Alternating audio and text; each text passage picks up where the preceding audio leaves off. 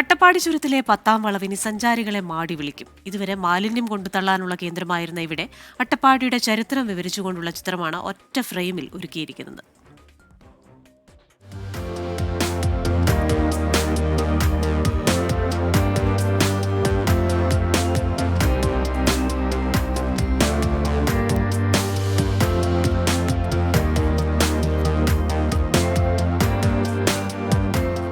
അട്ടപ്പാടി ചുരത്തിലെ 10-ാം വളവ് സഞ്ചാരികൾക്ക് എന്നും പ്രിയപ്പെട്ട ഒരിടം തന്നെയാണ്. ദൂരേക്ക് നോക്കിയാൽ മണ്ണാർക്കാട് നഗരം കാണാം, മറുഭാഗത്ത് വന്യമായ അട്ടപ്പാടിയുടെ സൗന്ദര്യവും.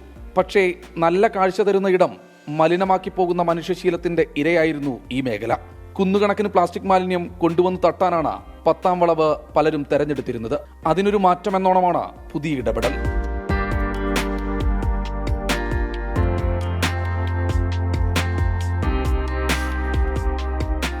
ഏകദേശം നമ്മൾ 1.5 മാസത്തോളം വർക്ക് എടുത്തു. അതും തികച്ചും ഫ്രീ ആയിട്ട് തന്നെയാണ് ഞാനിത് ആർട്ട് വരച്ചിരിക്കുന്നത്.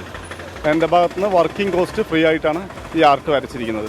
അട്ടപ്പാടിയുടെ ചരിത്രം ഒറ്റ ഫ്രെയിമിലാണ് വരച്ചിട്ടിരിക്കുന്നത്. മല്ലീശ്വരൻ മുടിയും അട്ടപ്പാടിയുടെ ജീവിതവും 10-ാം വളവിൽ മിഴിവേക്കി നിൽക്കുന്നു.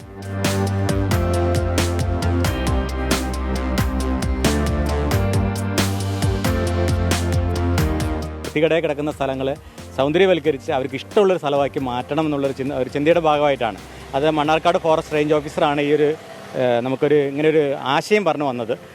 സാറോടൊപ്പം ഇങ്ങനെ NGOയും അതേപോലെ തന്നെ UGS എന്ന് പറയുന്ന ഒരു മണ്ണാർക്കാടിലെ ഒരു ഗ്രൂപ്പും കൂടി ചേർന്നുകൊണ്ടാണ് നമ്മൾ ഈ പദ്ധതി ആവിഷ്കരിച്ചത്. നേച്ചർ ഗാർഡ്സ് ഇനീഷ്യേറ്റീവ് എന്ന സംഘടനയും UGC ഗ്രൂപ്പും വനം വകുപ്പുമായി സഹകരിച്ചാണ് പുതിയ പദ്ധതി നടപ്പാക്കിയത്. ഇവർക്ക് പറയാനുള്ളത് ഒന്നു മാത്രം: അത്ര കണ്ട് മനോഹരമായ ഇടത്തെ ഇനി മലിനമാക്കരുത്. ഇതൊക്കെ ഭാവി തലമുറയും കണ്ടു തന്നെ പോകണം.